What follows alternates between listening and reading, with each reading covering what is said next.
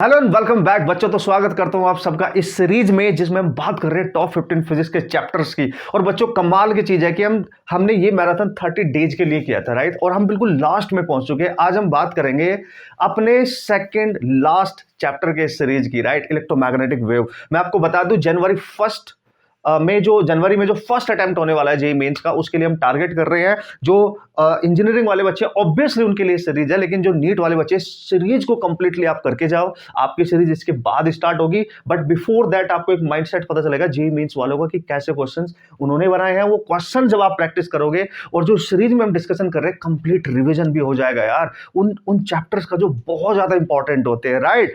तो ये बहुत इंपॉर्टेंट है। और कॉन्सेप्ट को सीखने के बाद क्वेश्चन को सॉल्व कैसे करते हैं, उनको अप्लाई कैसे करते हैं, क्वेश्चन को फास्ट कैसे किया जाता है, सब कुछ इस सीरीज में मिलेगा। और प्रायर आप उसको सीख के जाओगे, मजा आएगा, कॉन्फिडेंस बढ़ेगा यार। तो आज बात करेंगे हम इलेक्ट्रोमैग्नेटिक वेव की, सेकंड लास्ट चैप्टर है और मजा आएगा।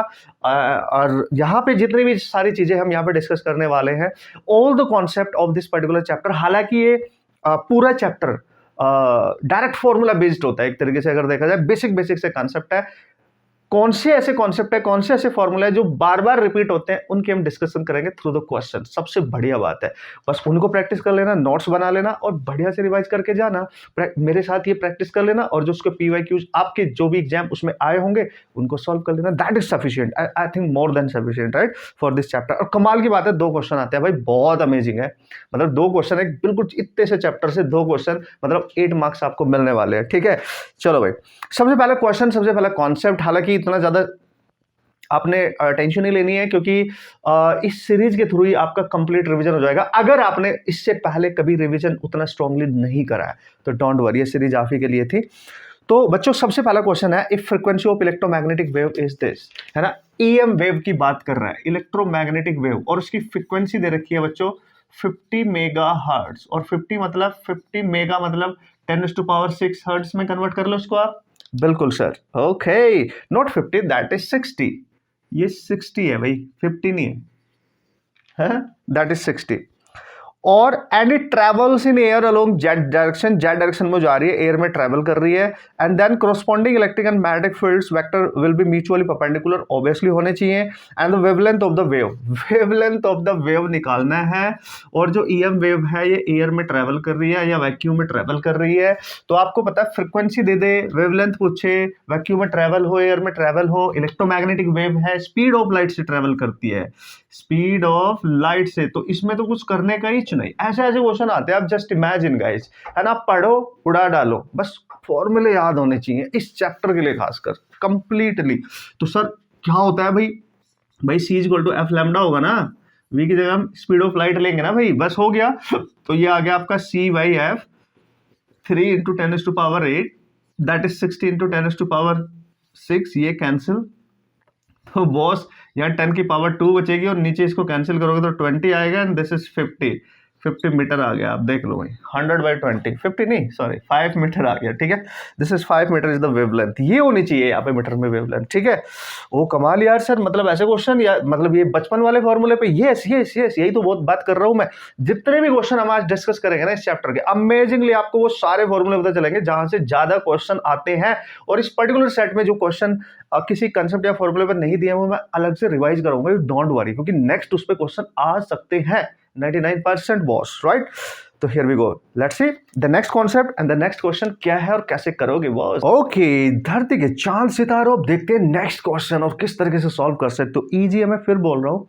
सो ऐसे चैप्टर्स होते हैं, इनको सेलेक्ट करके रखो जहां से 101% क्वेश्चन आते हैं, और 101% क्वेश्चन इजी आते हैं, और 101% क्वेश्चन आप अपनी लिटिल बिट प्रैक्टिस से सॉल्व कर सकते हो, मार्क्स अच्छे ला सकते हो। ठीक है, अ प्लेन इलेक्ट्रोमैग्नेटिक वेव प्रोपोगेटिंग इन एक्स डायरेक्शन, जब भी वो ईएम वेव की डायरेक्शन देना उसको जरूर बनाया करो कि जो ईएम वेव है आपकी, इलेक्ट्रोमैग्नेटिक जो वेव है, ठीक है, इलेक्ट्रोमैग्नेटिक जो वेव है उसकी जो ट्रैवलिंग डायरेक्शन है वो किधर को ट्रैवल कर रही है, एक्स डायरेक्शन में ट्रैवल कर रही है। ठीक है बॉस, ये उसने पहले ही बता दिया। अब वो प्लस एक्स डायरेक्शन में जा रही है कि माइनस, वो इक्वेशन से पता चल जाएगा ना भाई। उसने बोला that is the equation which is given as, है ना, उसके इलेक्ट्रिक फील्ड कंपोनेंट की इक्वेशन दे रखी है, EY 200 वोल्ट पर मीटर है। मैं एज इट इज लिख रहा हूं, आप क्वेश्चन में देख लेंगे। 1.5 × 10⁻7 × T और -0.05 × एक्स, ये भाई दे रखा है आपको, देख लो आप। तो जब भी देखो देखो यहाँ पे, देखो यहाँ किसका कंपोनेंट है, क्योंकि हमें पता है electromagnetic wave electric field component और मैग्नेटिक फील्ड के कंपोनेंट से मिलकर बनती है ना। तो ये इलेक्ट्रिक फील्ड का कंपोनेंट है, यहां लिखा है वाई, मतलब वो इलेक्ट्रिक फील्ड अगर वेव एक्स एक्सिस पे जा रही है तो इलेक्ट्रिक फील्ड की डायरेक्शन है वाई एक्सिस की तरफ, आप देख लो। तो पक्का जो मैग्नेटिक फील्ड है वो होना चाहिए आपका जेड एक्सिस पे, क्योंकि वेव ट्रेवल कर रही है एक्स एक्सिस पे, म्यूचुअली परपेंडिकुलर होता है कि नहीं, यस। तो ये देखो इलेक्ट्रिक फील्ड यहां से पता चलेगा वाई एक्सिस पे है, और ये माइनस और एक्स का कंपोनेंट है। ये वाला जो टर्म बताता है ये ईएम वेव की डायरेक्शन को रिप्रेजेंट करता है, किधर को जा रही है। तो माइनस साइन है मतलब पॉजिटिव एक्स डायरेक्शन में जा रही होगी, अगर प्लस होता तो उल्टा लेना है, माइनस है तो प्लस डायरेक्शन में और प्लस है तो माइनस डायरेक्शन में, और इससे पता चलेगा कि डायरेक्शन क्या है ना। ये वाला टर्म आपका ऑब्वियसली हार्मोनिक ओमेगा टी बनेगा आपका, यहां से फ्रीक्वेंसी मिलेगी, टी का कोफिशिएंट यहाँ पे हमेशा ओमेगा होता है और एक्स का कोफिशिएंट यहाँ पे हमेशा के, प्रोपगेशन कांस्टेंट होता है, ठीक है। ये डायरेक्शन बता रहा है, समझ गए होंगे, यस। तो ये देखेंगे, अब ये तो आगे पढ़ना आ गया कि सर कैसे कैसे विजुअलाइज कर लेंगे। आपसे क्वेश्चन में बहुत सारी चीजें पूछी जा सकती है इसमें, लेकिन यहाँ पे क्या पूछा गया है, उसने बोला इंटेंसिटी ऑफ द वेव। बच्चों जब भी कभी किसी इलेक्ट्रिक फील्ड का या मैग्नेटिक फील्ड का कंपोनेंट गिवन हो और आपको ईएम वेव की इंटेंसिटी पूछे, आप ध्यान से समझना, इंटेंसिटी। अब देखिए इस क्वेश्चन में आप कुछ कर नहीं सकते बाय द वे, अगर आपको फॉर्मूला याद नहीं है, इसमें ज्यादा कुछ दिमाग लगाने की जरूरत नहीं पड़ेगी। फॉर्मूला याद है, पुट कर दो वैल्यू, सब कुछ मिलेगा। फॉर्मूला नहीं याद है तो नहीं कर सकते।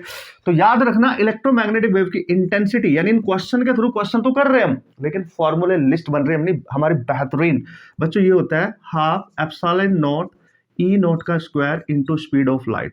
ये फॉर्मूला होता है इलेक्ट्रोमैग्नेटिक वेव की इंटेंसिटी का, अंडरस्टूड। क्योंकि इंटेंसिटी जहां पे भी वो इलेक्ट्रोमैग्नेटिक वेव इंसिडेंट करेगी जिस भी सरफेस पे, उस पर प्रेशर अप्लाई कर देती है, ठीक है। तो यहां पे देखो ये क्या है, ऑब्वियसली परमिटिविटी। ये क्या है, इलेक्ट्रिक फील्ड का जो उसका पीक वैल्यू होती है ना, जो उसकी पीक वैल्यू होती है। और सी क्या है, C is the speed of light, obviously speed of light.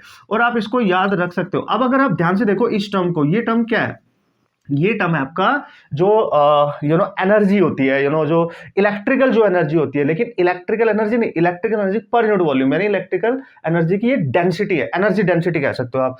तो दिस इज एनर्जी डेंसिटी, आपने कैपेसिटर में पढ़ा था, energy density into C, C is the speed of light. बस ये याद रखने का। अब सर ये सारा गिवन है क्या हमें, यस।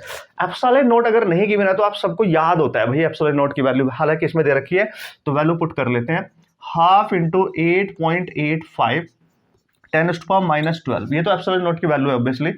ई नॉट क्या है, जो इलेक्ट्रिक फील्ड का कंपोनेंट गिवन है उसकी मैक्सिमम वैल्यू, तो साइन के बाहर ये जो होता है ये क्या है, ये मैक्सिमम वैल्यू तो है, एंड दैट इज 200। 200 का क्या कर दो बच्चों, स्क्वायर, और स्पीड ऑफ लाइट क्या है 3 × 10⁸8। बस ये करने का आप लोगों ने, ठीक है। जब इसको आप सॉल्व करोगे तो यहां से इंटेंसिटी निकल के आएगी 53.1, यही आएगी। और उसकी यूनिट, इंटेंसिटी की यूनिट आपको पता है वॉट पर मीटर स्क्वायर। ऑब्वियसली इंटेंसिटी जो होती है वो होती है एनर्जी जो फॉल करेगी per unit area per unit time. Actual formula यही होगा ना, वहां से फिर इसको डिराइव वगैरह करके ये रिलेशन बनाएंगे। तो आपको ये डायरेक्ट याद रखने का, दिस इज इंपॉर्टेंट गाइस, आपको ये डायरेक्ट याद रखने का, ठीक है। तो ये याद रखना है कि इंटेंसिटी इलेक्ट्रोमैग्नेटिक वेव में ये फॉर्मूला होता है, ठीक है, हाफ एप्सिलॉन नॉट। अच्छा सर अगर ये मैग्नेटिक फील्ड का कंपोनेंट होता, चलो याद करा देता हूं, तो कुछ नहीं करने का, हाफ एप्सिलॉन नॉट। ये देखो ध्यान से समझो, ये एनर्जी डेंसिटी होती है इलेक्ट्रिकल वाली, और मैग्नेटिक वाली एनर्जी डेंसिटी होती है दोस्तों, मैं आपको याद दिला दूं, म्यू बी नॉट का स्क्वायर बाय 2 म्यू नॉट और इंटू सी। तब ये वाली एनर्जी लेनी है, ये मैग्नेटिक एनर्जी डेंसिटी होती है। तब बस मैग्नेटिक वाला गिवन होगा तो ये वाला यूज कर लेना, and that is amazing thing कि आप इसको याद रख सकते हो। आप ऐसे क्वेश्चन आएंगे तो आप उनको सॉल्व कर सकते हो। कभी कभी तो ये फॉर्मूले ही पूछ ले जाते हैं। याद रखना ये कंपोनेंट है मैग्नेटिक एनर्जी डेंसिटी, और ये कंपोनेंट है electrical energy density, okay. Speed of light से मल्टीप्लाई करते ये बन गया intensity of EM wave. I hope you understood. और ये calculation, it's a basic calculation, इसको तो इतना करना ही पड़ेगा बॉस वहां पे एग्जाम में, राइट। अपन का काम आपको बेस्ट तरीके से कॉन्सेप्ट को रिवाइज करा देना, उसका एप्लीकेशन करा देना, क्वेश्चन कैसे आए ये भी बता देना। तो बड़े कॉन्फिडेंस के साथ जाएंगे ना बॉस, क्वेश्चन को उड़ा के आएंगे, लेकिन मस्त तरीके से, ऐसे चैप्टर जहां से मैक्सिमम क्वेश्चन हम इजीली सॉल्व कर सकते हैं। चले आगे बढ़े boss. Okay guys, here we go and the next question. Next question का मतलब नेक्स्ट कॉन्सेप्ट भी है, वेरी वेरी इंपॉर्टेंट। मतलब उस क्वेश्चन के थ्रू हम क्वेश्चन भी कर लेंगे, कॉन्सेप्ट भी सीख जाएंगे। यही बेस्ट तरीका है पढ़ाई करने का, रिवीजन करने का, जिससे आप बेस्ट तरीके से अपने क्वेश्चन को उड़ा सकते हो। देखो भाई, उसने बोला है an object is placed in a medium of refractive index 3। एक ऑब्जेक्ट होगा कोई बेचारा, ले लेते हैं एक ऑब्जेक्ट है भाई, दिस इज द ऑब्जेक्ट, और इस ऑब्जेक्ट को एक मीडियम में रखा गया, मतलब इसके सराउंडिंग वैक्यूम या एयर नहीं है, कोई मीडियम है और उसका रिफ्रैक्टिव इंडेक्स मीडियम का दे रखा है, दैट इज 3। ये आप ध्यान रखें, मीडियम में रखा है इस ऑब्जेक्ट को, वैक्यूम में नहीं रखा है। An electromagnetic wave of intensity falls normally on the object, यानी कहीं से इलेक्ट्रोमैग्नेटिक वेव्स आती हैं और वो बिल्कुल इस ऑब्जेक्ट में नॉर्मली फॉल कर रही है, इंसिडेंट कर रही है, और इनकी इंटेंसिटी दे रखी है ईएम वेव की 6 × 10⁸, ये दे रखी है। ये 90 डिग्री पे बिल्कुल इंसिडेंट कर रही है ईएम वेव इस ऑब्जेक्ट पे, ठीक है, okay. And it is absorbed completely, और वो ऑब्जेक्ट उन सारी इलेक्ट्रोमैग्नेटिक वेव को कंप्लीटली एब्जॉर्ब कर लेता है। जब भी नॉर्मली आपकी लाइट इलेक्ट्रोमैग्नेटिक वेव किसी ऑब्जेक्ट पे इंसिडेंट करे और वो क्वेश्चन में बोले कि ये एब्जॉर्ब कर ली गई, यही बोला ना, यस, हाँ, एब्जॉर्ब कर ली गई, वो भी कैसे, कंप्लीटली, भाई कंप्लीटली होनी चाहिए, कंप्लीटली एब्जॉर्ब की गई, ना कि रिफ्लेक्ट की गई। तो बच्चों याद रखना, इसमें दो केस होता है, एक बोलता है एब्जॉर्ब कंप्लीटली, एक होता है उसको अगर रिफ्लेक्ट कर दिया जाए, है ना, एक होता है रिफ्लेक्ट वाला केस, है ना, वो रिफ्लेक्ट कर दे भाई कंप्लीटली, तो उसमें क्या करेंगे, इसमें क्या करेंगे, तो देखते हैं पहले पूछा क्या है। The radiation pressure on the object would be, तो बताओ इन ईएम वेव ने जब वो यहाँ पे स्ट्राइक करेंगी कितना प्रेशर क्रिएट किया होगा, कितना प्रेशर अप्लाई किया होगा। सो बेसिकली जो रेडिएशन यहाँ पे इंसिडेंट हो रही है इलेक्ट्रोमैग्नेटिक वेव की, उसका प्रेशर बताओ उस ऑब्जेक्ट पे कितना एक्ट करा होगा। देखो भाई एक चीज मैं आपको याद दिला दूं, अगर ये ऑब्जेक्ट इस मीडियम में ना होता, जस्ट एयर या वैक्यूम में होता, तो ये प्रेशर इस केस में जब कंप्लीटली एब्जॉर्ब किया जाता है तो प्रेशर इक्वल टू होता है 2 times of I intensity by speed of light, तब ये फॉर्मूला यूज होगा। पर ये तब है जब वो ऑब्जेक्ट ऑलरेडी वैक्यूम या एयर में रखा होगा, कोई मीडियम में नहीं होगा। ये बात बहुत इंपॉर्टेंट है और इसको नोट कर लेना। लेकिन sorry my mistake, not to completely absorb मतलब आई बाई सी ओनली। ये परफेक्टली जब वो रिफ्लेक्ट कर देता है, रिफ्लेक्शन वाले केस में ये प्रेशर 2 टाइम्स हो जाता है, 2 टाइम्स हो जाता है। ये है, ये रिफ्लेक्शन वाला है, ये कंप्लीटली एब्जॉर्ब वाला, इंटेंसिटी बाई सी करना है बस, अंडरस्टूड। लेकिन ये जो रेडिएशन प्रेशर है इस ऑब्जेक्ट को अगर वो किसी मीडियम में रख दे जिसका रिफ्रैक्टिव इंडेक्स गिवन हो, तब आप, और ये वाला केस हो, तब आप मीडियम के केस में प्रेशर एक्ट करेगा आई बाई, फिर स्पीड ऑफ लाइट नहीं लेंगे, उसकी speed of light in vacuum नहीं लेंगे, speed of light in medium लेंगे, क्योंकि वो लाइट मीडियम में एंटर कर रही होगी ना भाई, क्योंकि ऑब्जेक्ट ऑलरेडी मीडियम में रखा है, तो तब ये वाला फॉर्मूला यूज करेंगे। और अगर ये रिफ्लेक्शन वाला केस होता है कि कंप्लीटली रिफ्लेक्ट कर दिया है, तब ये वाला फॉर्मूला होता है 2 times of I by V, क्योंकि यहाँ पे एब्जॉर्ब हो रहा है तो ये यूज करेंगे, और मीडियम है तो वी लेंगे। और आप सबको पता है speed of light in medium होती है, that is C by mu, obviously, क्योंकि म्यू इक्वल टू होता है C speed of light in vacuum, speed of light in medium. बस यहाँ पर पुट कर दो तो यहाँ पे प्रेशर आ जाएगा जब वो मीडियम में है, तो I over that is C by mu, तो आ जाएगा म्यू आई ओवर सी। बस put all the values, concept समझाना मेरा काम था, बाकी तो आप क्वेश्चन की धुआंधार तरीके से पिटाई कर सकते हो, उड़ा सकते हो उसको, राइट। तो देखो, तो P हमारा यहाँ पे आएगा, दैट इज म्यू कितना ऐसा 3, I कितना ऐसा 6 × 10⁻⁷, और यहाँ पे स्पीड ऑफ लाइट होती है 3 × 10⁸, ये पूरा कैंसिल, ये पूरा कैंसिल, यानी 6 आ गया बच्चों। यहाँ पे देख सकते हो newton per metre square. Obviously this is the concept, इस तरीके से याद रखना है। अगर मीडियम में है तो क्या करना है, वैक्यूम है तो नो प्रॉब्लम, सी से ही डिवाइड करते हैं, कुछ भी ना बोले तो सी से ही डिवाइड करेंगे, एयर वैक्यूम वाला ही केस मानेंगे। लेकिन अगर मीडियम बोला है तो मीडियम वाला केस लेके चलेंगे। कंप्लीटली एब्जॉर्ब कर रहा है तो क्या करेंगे, रिफ्लेक्ट कर रहा है तो क्या करेंगे, एंड इसी पे क्वेश्चन आते हैं, आते रहेंगे। मैं फिर से बता दूं आपको, ये सारे कॉन्सेप्ट इस चैप्टर के रिवाइज हो रहे हैं आपके, तो बेस्ट तरीके से इस पे फोकस कर लेना। इससे ज्यादा आपको इस चैप्टर में कुछ करने की जरूरत नहीं पड़ेगी। जो एडिशनल कॉन्सेप्ट है आगे मैं बताऊंगा, डोंट वरी, जिस पे क्वेश्चन नहीं पूछे गए उनको भी रिवाइज करके जाना। क्या बात कर रहे हो यार, आराम से क्वेश्चन होंगे, आप देख लो, आपको खुद पता चल रहा है कैसे क्वेश्चन आए और कैसे हमने उसको सॉल्व करना है। Understood? Okay, here we go and this is the next question, और देख लेते हैं बॉस क्या है इसकी कहानी, हमारी जुबानी, राइट। सो इससे भी आपको नया कॉन्सेप्ट फिर से रिवाइज हो जाएगा, और इसमें भी बहुत क्वेश्चन आते हैं। मैं फिर बोल रहा हूँ आपको, बेसिक है एकदम, बेसिक कॉन्सेप्ट पे क्वेश्चन आते हैं और डायरेक्ट फॉर्मूला बेस्ड आते हैं, ठीक है। हाँ, इलेक्ट्रोमैग्नेटिक वेव की प्रॉपर्टीज पे, कौन कौन सी वेव होती है, उनकी क्या क्या एप्लीकेशन होते हैं, उन पे अगर क्वेश्चन आएंगे, वो याद रखने वाली चीज है, वो याद ही रखना पड़ेगा, उसको करके जरूर जाना। Electromagnetic wave spectrum, right, very very important, एक क्वेश्चन लगभग हर साल आ जाता है, उसे स्पेक्ट्रम जरूर रिवाइज करके जाना बॉस, ठीक है। That is all theoretical portion, तो उसको स्किप मत करना, फिर के 4 मार्क्स मिल जाएंगे। चलो भाई, जितनी भी हमारी मेन इलेक्ट्रोमैग्नेटिक वेव उनकी सारी प्रॉपर्टी, उनके यूज, एप्लीकेशन सब कुछ करके जाना, पढ़ के जाना, उनकी वेवलेंथ का ऑर्डर जरूर करके जाना, जहां से सबसे ज्यादा क्वेश्चन आते हैं, किसका वेवलेंथ ज्यादा, किसका कम, इस तरीके का ऑर्डर आपसे पूछा जा सकता है। चलो भाई, a plane electromagnetic wave of frequency दे दिया है, फिर से वेव की फ्रीक्वेंसी है 35 मेगा हर्ट्ज है, और अगर जरूरत पड़ेगी तो इसको हम हर्ट्ज में कन्वर्ट करेंगे 6 से मल्टीप्लाई करके। Yes, travels in free space along X direction, तो वेव तो जा रही है एक्स डायरेक्शन में। Yes sir, at a particular point in space and time electric field vector दे रखा है, इलेक्ट्रिक फील्ड वेक्टर दे रखा है गाइस 9.6 जे कैप इतना volt per metre. Electric field vector J cap पे काम कर रहा है, मतलब इलेक्ट्रिक फील्ड का जो कंपोनेंट है वो वाई एक्सिस पे है, तो पक्का मैग्नेटिक फील्ड तो जेड एक्सिस पे होना चाहिए, क्योंकि ये सारे म्यूचुअली परपेंडिकुलर होने चाहिए।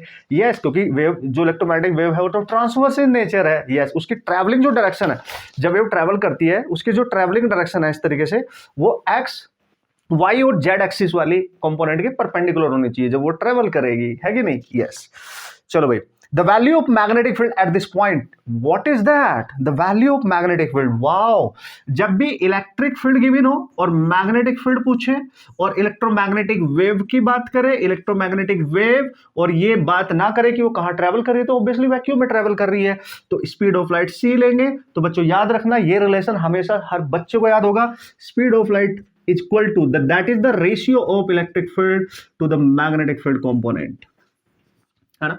अगर आपने E और B लिखा तो RMS दे रखा है, RMS ओवर RMS, या आप इसको लिख सकते हो E not over B not, जो भी गिवन होगा उसके अकॉर्डिंग आप अपने अकॉर्डिंग सॉल्व कर लेंगे, ठीक है।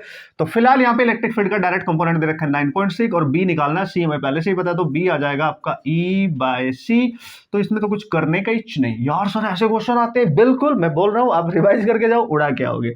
3 × 10⁸ करो, उसको सॉल्व करो, और ये ऊपर जाएगा तो 10⁻8 हो जाएगा, तो ये B का कंपोनेंट आएगा, बस ढूंढ लो, यही आपका 3.2 10⁻8 रहेगा। और एक चीज याद रखना, जो इलेक्ट्रोमैग्नेटिक वेव की ट्रैवल डायरेक्शन है वो एक्स एक्सिस पे है, और आपको पता है जो इलेक्ट्रिक फील्ड है वो वाई एक्सिस पे है, तो ऑब्वियसली मैग्नेटिक फील्ड आपका जेड एक्सिस पे होना चाहिए। ऑप्शन में जरूर देख लेना जब आप आंसर करोगे, तो इसका कंपोनेंट क्या है, 10⁻8 के कैप होना चाहिए, ठीक है, क्योंकि म्यूचुअल है, ये जरूर याद रखना, वेरी वेरी इंपॉर्टेंट बॉस, ठीक है, क्योंकि डायरेक्शन का पता लगाया जाता है, अगर डायरेक्शन ना गिवन हो वेव का, E×B के प्रोडक्ट से ये आपको डायरेक्शन देगा, ये देगा आपको डायरेक्शन। E×B को क्रॉस प्रोडक्ट निकालो, यहां से जो भी वेक्टर आएगा वो डायरेक्शन बता देगा कि वेव उधर को जा रही है, हालांकि इसमें तो पहले बता रखा है कि एक्स एक्सिस पे जा रही है ना भाई, but this is the concept जिससे आप डायरेक्शन निकाल सकते हैं क्रॉस प्रोडक्ट से, E×B करके, डन, नॉट B×E, E×B। अब गाइस आगे बढ़ते हैं और नेक्स्ट क्वेश्चन को देख लेते हैं, उसका कंसेप्ट क्या है, कैसे समझना है, कैसे अप्लाई करना है, और मस्त तरीके से देखो रिवीजन होगा ना, बेस्ट क्वेश्चन भी हो रहा है ना साथ साथ में, बेस्ट टेक्निक है कि नहीं है बॉस, खुश हो जाओ यार, राइट। अब तो लास्ट है तुम्हारा, है ना, तो मस्त है एकदम, और बढ़िया तरीके से सारे टॉप 15 चैप्टर को अगेन एक बार रिवाइज कर लेना just before your entrance examination, और करके तो जाना, फर्स्ट अटेम्प्ट को अप्लाई करके देखो, फिर बताना मेरे को, okay guys, here we go and this is the next question. उसने बोला electric field of an electromagnetic wave in free space, electric field की इक्वेशन दे रखी है इलेक्ट्रोमैग्नेटिक वेव का फ्री स्पेस में, that is E0 cos of omega t. अब मैंने आपको देखो ना इसको रीड करना बता दिया था, रीड कैसे करेंगे सर, देख लो, अगर इलेक्ट्रिक फील्ड का कंपोनेंट दे रखा है और ये ना बताया जाए ये किस एक्सिस पे अप्लाई किया गया, तो आपको पता चल जाएगा, इसके वेक्टर पे आ जाओ, आई कैप, तो इस केस में इलेक्ट्रिक फील्ड आई डायरेक्शन में है बॉस, ये ध्यान रखना, और ये आपकी वाई डायरेक्शन और ये आपकी जेड डायरेक्शन, है ना, ये आना चाहिए आपको, अगर फ्री के 4 मार्क्स लेना चाहते हो तो यू हैव टू डिफाइन कि कौन किधर को एक्ट कर रहा है, ओके सर। फिर उसने बोला the corresponding magnetic induction vector बताओ, मतलब उसका मैग्नेटिक फील्ड वाला वेक्टर की डायरेक्शन बतानी है और उसकी इक्वेशन बतानी है, वो इक्वेशन लिखनी है। अगर आप इक्वेशन को ध्यान से देखो, ओमेगा टी, और ये देखो के वाला टर्म देखो माइनस है इसके साथ, मतलब ये जिस भी एक्सिस पे जा रहा होगा वो पॉजिटिव होगी, और के साथ जो भी वेरिएबल कनेक्ट है that is z, not x not y, z, मतलब ये बताएगा आपका डायरेक्शन, जेड बता रहा है कि इस पर्टिकुलर डायरेक्शन में आपकी वेव जा रही होगी, ये वेव का नेचर डायरेक्शन बता देगा, और उसके सामने का साइन बताएगा कि वो पॉजिटिव जेड डायरेक्शन में जा रही है, तो वेव इधर जा रही है आपकी, बस हो गया। अगर इलेक्ट्रिक फील्ड एक्स पे है और वेव आपकी जेड पे जा रही है, तो पक्का मैग्नेटिक फील्ड आपका वाई पे ही होगा ना भाई, तो मैग्नेटिक फील्ड की आप क्या लिखोगे वैल्यू, ये लिखोगे B0 as it is cos omega t minus k z, ये तो एज इट इज रहेगा, बस इसका E0 की जगह B0 आएगा और इसकी डायरेक्शन को यहां लिख देंगे that is g cap. Finish.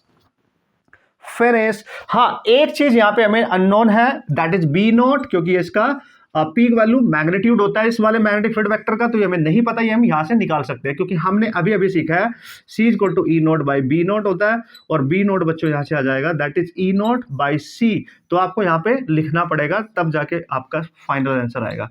तो वो क्या आएगा sir, e note by c, बाकी सब कुछ as it is, omega t minus k z into j cap.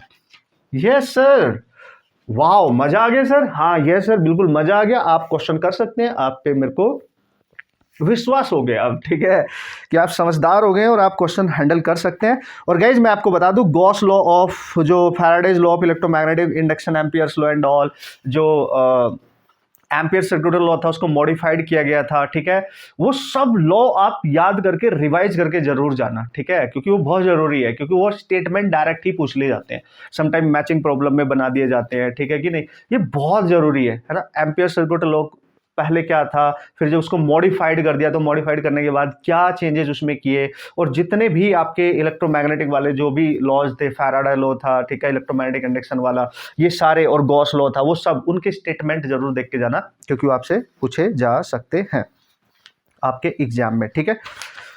Okay, तो मैक्सवेल इक्वेशन बहुत जरूरी है आप सबके लिए, और उसको रिवाइज करके जाए, चेंजेस जो भी है उसको रिवाइज करके जाए। बाकी क्वेश्चन कैसे आएंगे, कौन कौन से फॉर्मूले, सब कुछ आपके सामने, मैं सब कुछ रिवाइज करा रहा हूं आपको, तो बने रहना मेरे साथ बढ़िया तरीके से। लास्ट 2 क्वेश्चन, उसके बाद कॉन्सेप्ट, और मचा डालेंगे, और complete revision with the problem, finish हो जाएगा। Okay okay guys, here we go, and this is the next question. What is that sir? चलो, in a plane electromagnetic wave the electric field oscillates sinusoidally eight,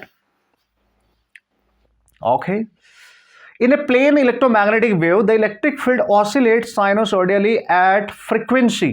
तो frequency दे दी है भाई उसकी electromagnetic wave की 5 × 10⁻10 hertz में, okay, and the amplitude is this. Electromagnetic wave के electric field का amplitude यानी ई नोट दे रखा है बॉस, 50 वोल्ट पर मीटर। बढ़िया है sir. The total average energy density of electromagnetic field of the wave, याद करो अभी बताया था मैंने, आपसे पूछ रहा है टोटल एवरेज, है ना, ये पूछ रहा है एनर्जी डेंसिटी।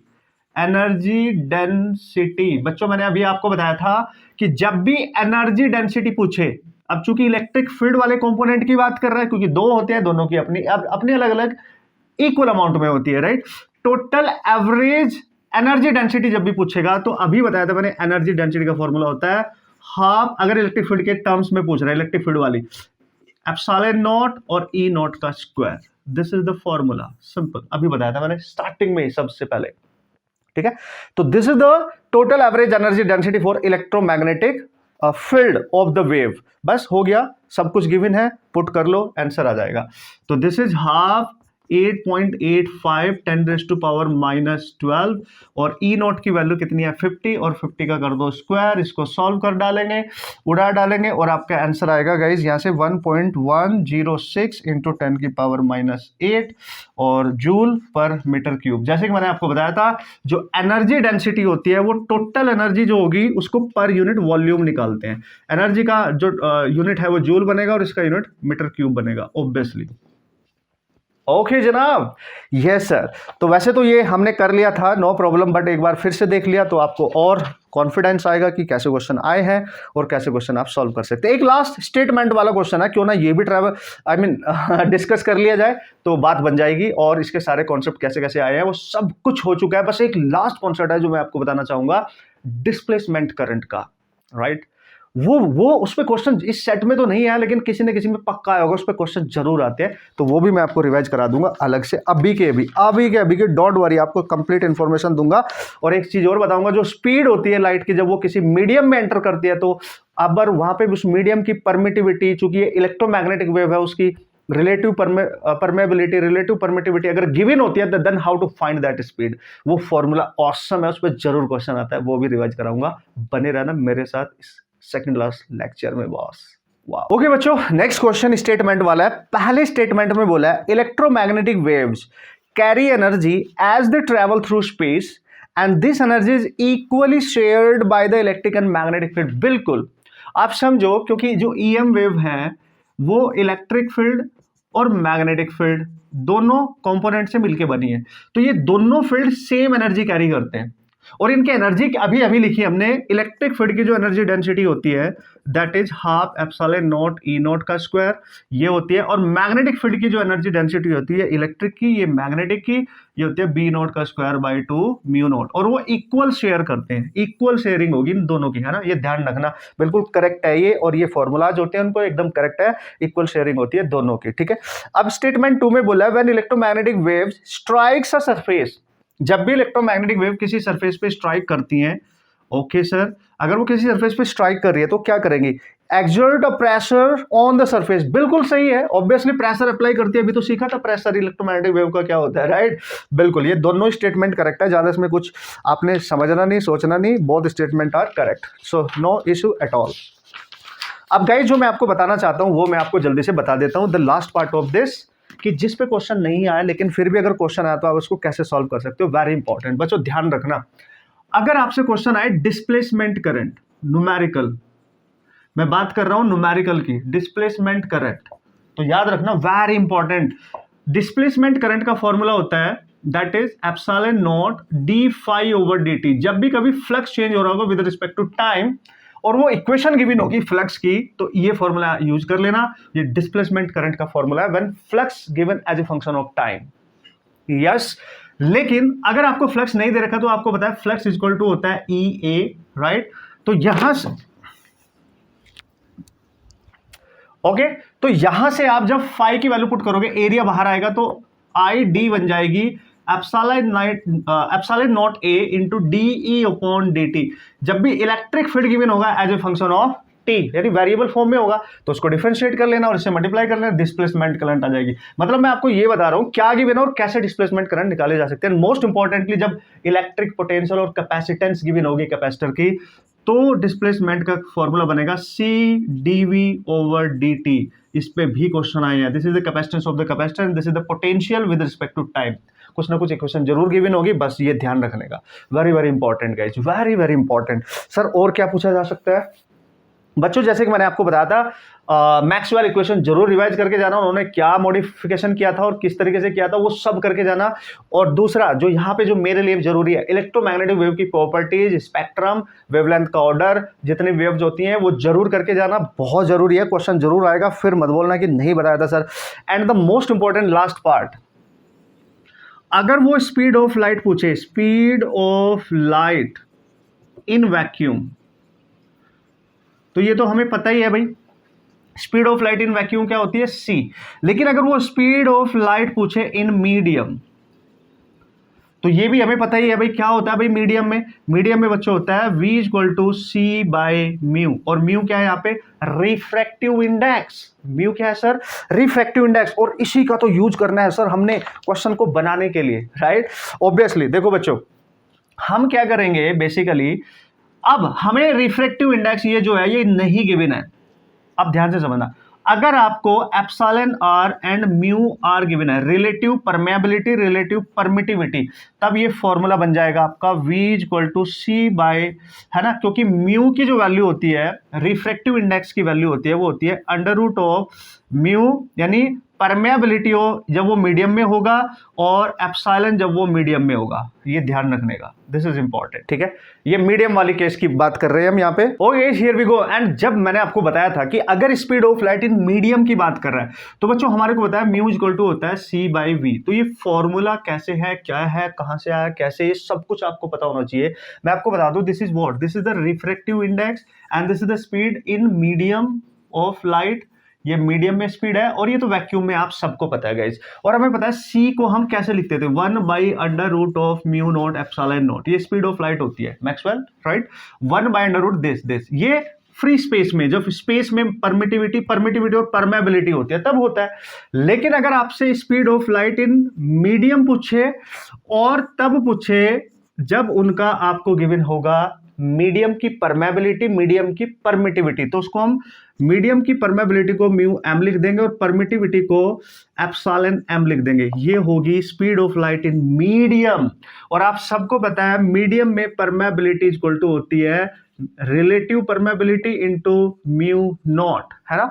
हमें ये पता है कि फॉर्मूला होता है epsilon M is equal to होगा that is epsilon relative into epsilon space वाला, ठीक है, स्पेस में जो होता है। जब ये मीडियम वैल्यू प्रॉपर्टी यहां से आप रिप्लेस करोगे तो बच्चों मैं आपको बता दूं ये बनेगा अंडर रूट में that is mu naught epsilon naught mu r epsilon are.